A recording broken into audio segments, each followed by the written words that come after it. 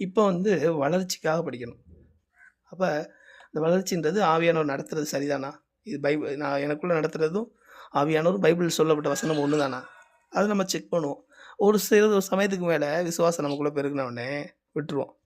ஆண்டவர் தான்ற நிச்சயம் வந்ததுக்கப்புறம், அழகா ஆண்டவரே அந்த வசனத்தையும் ஞாபகப்படுத்துவார்.